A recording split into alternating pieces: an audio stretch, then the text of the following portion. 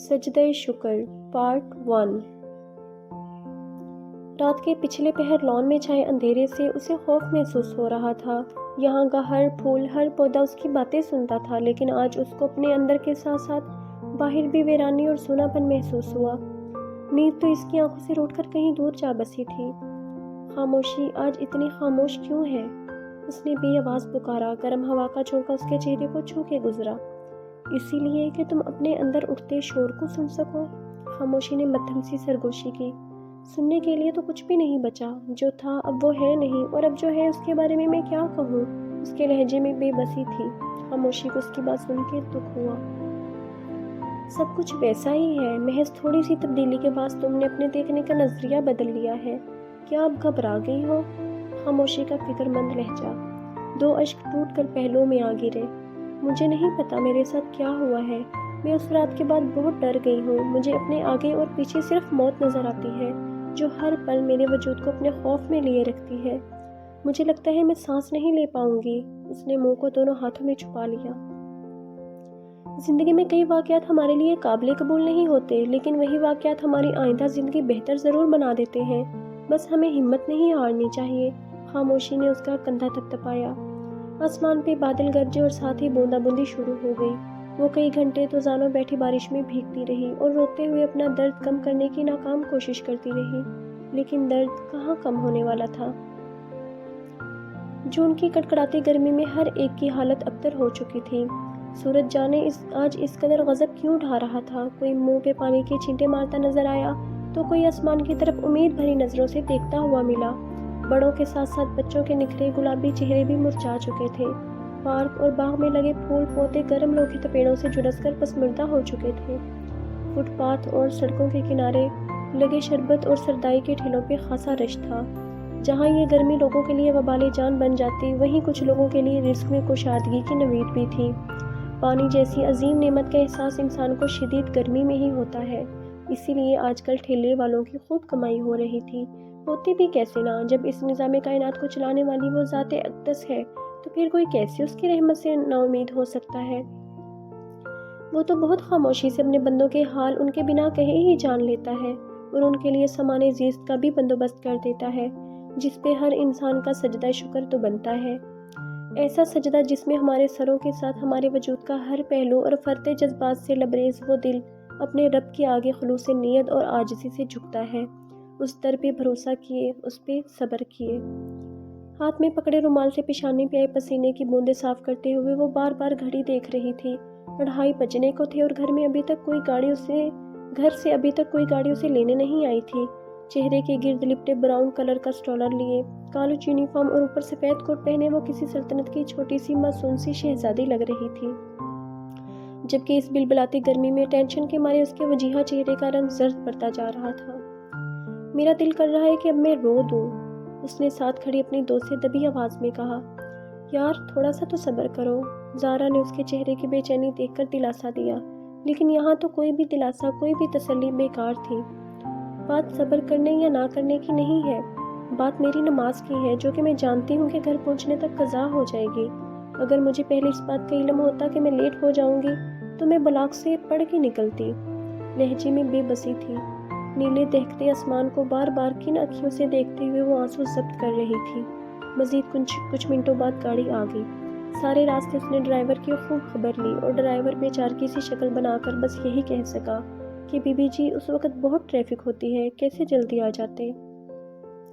وسیع رقبے پہ پھیلا شاہ نواز کا یہ بنگلہ اپنی شان و شوکت میں آپ تھا۔ جدید طرز تعمیر کی ایک عظیم عمارت، گولڈن براؤن کلر کا وہ جالی دار گیٹ جو چوکیدار نے گاڑی کے ہارن پہ کھولا، اور اس سے آگے بنا لان۔ رقبے کی بنا پہ اسے لان کہنا تو نامناسب تھا۔ کوئی بھی انسان جو بنگلے میں داخل ہوتا، اس کا استقبال بڑا سایہ طرح طرح کے رنگ برنگے پھول پودوں سے بھرا یہ باغ کرتا۔ اس کا نظارہ ہی عجیب دلکشی لیے تھا۔ باغ میں لگی بیلیں اور کناروں پہ لگے پودے جو کہ انتہائی نفاست سے تراشے گئے تھے، کسی کے بازوق مزاج کی عکاسی تھے۔ من کو لبھاتی چنبیلی اور گلاب کے پھولوں کی مہک جو آنکھیں بند کرنے پہ کسی اور جگہ کی سیر کروا لاتی تھی، اور رات میں بکھرتی رات کی رانی کی خوشبو واللہ رات میں ایک الگ سے سحر طاری کر دیتی تھی۔ گاڑی داخلی راستے سے ہوتے ہوئی گیراج میں آ گئی۔ گاڑی رکنے کی دیر تھی، وہ جھٹ سے تو اتری، اپنا دوپٹہ ٹھیک کرتے ہوئے اندر بھاگی۔ السلام علیکم ماما جان، ہڑبڑاہٹ میں بس اتنا ہی کہہ سکی۔ وعلیکم السلام۔ حال میں بیٹھی زجاجہ بیگم اسے آتے دیکھ کر مسکرائیں۔ اس سے پہلے کہ وہ کچھ اور کہتی وہ ہوا کے ہویلے کی طرح وہاں سے غائب ہو گئی، اور وہ جانتی تھیں کہ وہ کیوں تیزی سے بھاگی ہے۔ نماز ادا کرنے کے بعد لائٹ پنک کلر کی شرٹ اور وائٹ کلر کا پاجامہ اور وائٹ ہی کلر کا دوپٹہ لیے وہ آئینے کے سامنے کھڑی بالوں کو لپیٹنے لگی۔ کمر تک آتے لمبے بھیگتے بال جو کسی سیاہ رات کی طرح سیاہ اور گھنے تھے، کانوں میں ہلتے چھوٹے بوندے جو اسے برتھ ڈے پہ بابا جان نے تحفے میں دیے اویزہ تھے۔ ہاتھ میں رنگ برنگی کھنکتی چوڑیاں جو کہ اسے بے حد پسند تھیں، وہ بھی ان چوڑیوں کی طرح نازک سی تھی۔ سراپا حسن کا پیکر اپنے خول میں خودی تک مقید وہ نمل شاہ تھی، شاہ نواز کی چھوٹی اور لاڈلی بیٹی۔ کالی آنکھوں میں ایک عجیب سی اداسی سمٹ آئی، لیکن اس کے باوجود خود کو آئینے میں دیکھتے ہوئے وہ مسکرا دی۔ دوپہر کا وقت تھا اور سارے ملازم کوارٹر جا چکے تھے، اسی لیے وہ دوپٹہ سر پہ لیے بغیر ہی نیچے آ گئی۔ ہاتھ میں ریموٹ پکڑے وہ ابھی ٹی وی کے آگے بیٹھی تھی کہ بھوک کی شدت نے آ ستایا۔ کالج میں سارے لیکچر ہونے کی وجہ سے آج وہ کچھ کھا نہ پائی اور ابھی بھوک سے واقعی اس کا برا حال ہو رہا تھا۔ سوچوں کا تسلسل تب ٹوٹا جب زجاجہ بیگم نے کچن سے آواز لگائی، نمل کھانا لگ گیا ہے، آ جائیں، چلیں آ جائیں۔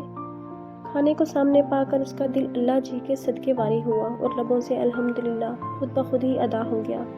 بریانی کو پلیٹ میں ڈالتے ہوئے وہ دن بھر کی روداد ماما جان کی گوش گزار کر رہی تھی۔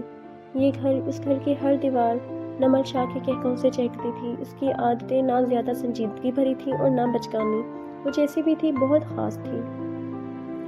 اتنے روپے پیسے کی فراوانی کے باوجود زجاجہ بیگم نے اپنے بیٹے اور بیٹی کی پرورش میں جی جان لگا دی۔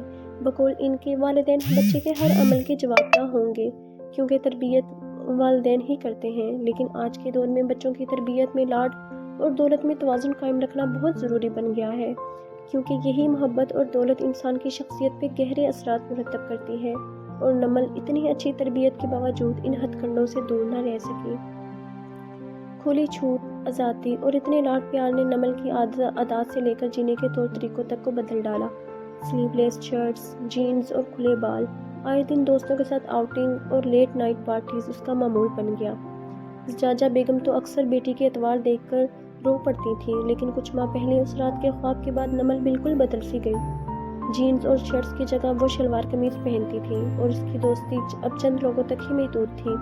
وہ باقاعدگی سے نماز پڑھتی اور قرآن کی تلاوت کرتی تھی۔ تب سے اب تک کسی اور نے نمل کو بغیر دوپٹے نہیں دیکھا۔ اس بدلاؤ میں مزید مدد زجاجہ بیگم نے کی۔ سب کے لیے نمل کا بدلا ہوا روپ آنکھوں میں کھٹکنے لگا کہ اس تبدیلی کی وجہ کیا تھی۔ ہر ایک نے بات کی تہ تک جانے کی ہر ممکن کوشش کی، لیکن اس نے خاموشی کا پہر باندھے رکھا۔ نہ کوئی جان پایا اور نہ وہ کسی کو بتا پائی۔ ماما جانی، کچھ دنوں تک میرا سیمسٹر ختم ہو جائے گا اور پھر کچھ دن کی چھٹیاں، آپ مجھے ایسی ہی بریانی بنانا سکھائیں گی نا؟ محبت سے پوچھا گیا۔ اچھا، اگر نمل بریانی بنانا سیکھے گی تو پھر پیپرز شریف کی تیاری کون کرے گا؟ انہوں نے سوالیہ مسکراتی نگاہوں سے نمل کو دیکھا۔ پڑھائی کی آپ ٹینشن نہ لیں، وہ میں بہت اچھے سے کر لوں گی، آپ بس مجھے بریانی بنانا سکھا دینا۔ ہال کا دروازہ کھلا اور امان شاہ نواز کا بڑا بیٹا اندر داخل ہوا۔ اپنی چھوٹی بہن کو اور اس کے سامنے پڑی بریانی کو دیکھ کر وہ خود کو ڈائننگ ٹیبل کی طرف جانے سے روک نہ پایا۔ تو ہمارے حال پہ قدرت مہربان ہوئی، خوشبو بتا رہی ہے کہ زہے نصیب نے آج ہمیں اپنے ہاتھوں کی بنی بریانی کھانے کا شرف بخشا ہے۔ زجاجہ بیگم اس کی جگت پہ مسکرائیں۔ کہہ تو ایسے رہے ہو جیسے کبھی میں نے کھانا بنایا ہی نہیں۔ انہوں نے گھورا۔ نورینا کچھ دنوں کے لیے گھر گئی ہے، بس اس کے آنے تک کچن میری ذمہ داری ہے۔ انہوں نے ہنسی دبائی۔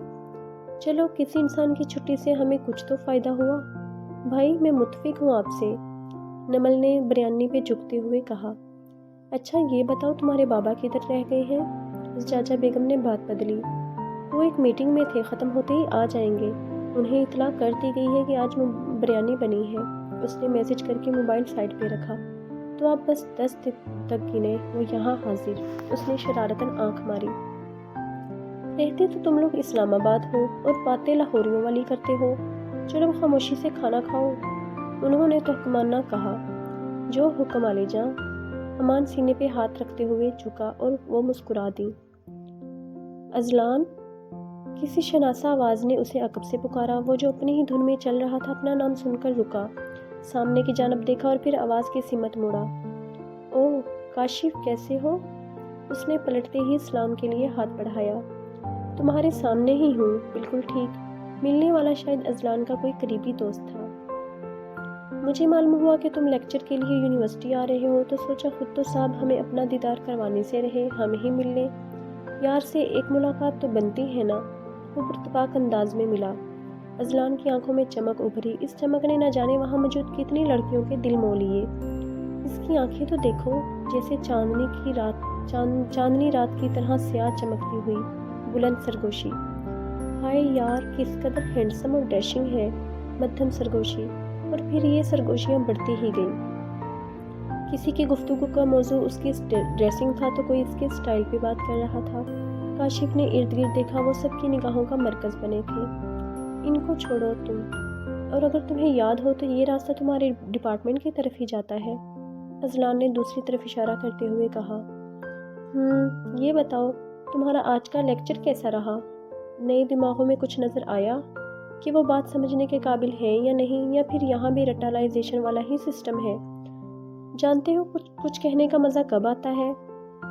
جب اگلے بندے کا پورا فوکس آپ کی باتوں پہ ہو، اور لفظ ایسے کسی نرم روئی کے گالے کی طرح ان کے ذہن میں جذب ہو کر ان کی روح پہ اثر چھوڑ جائیں۔ لیکن ہماری یونیورسٹیز کا ماحول اور اس ماحول میں تعلیم حاصل کرتے بچوں کے ذہن بہت حد تک بدل چکے ہیں۔ یہاں صرف ڈگریز کا حصول ہی زندگی کا اولین مقصد بن چکا ہے۔ اس کا سر جھکا تھا۔ یہاں طلبہ کچھ سننے یا کچھ سیکھنے کے لیے نہیں، بلکہ اپنی تفریح کو مد نظر رکھتے ہوئے لیکچرز لیتے ہیں۔ کوئی سر چکائے موبائل میں لگا ہے تو کوئی ساتھ بیٹھی دوست سے گپے مارنے میں مصروف۔ کاشف نے محسوس کیا کہ اذلان کی آواز میں افسوس تھا۔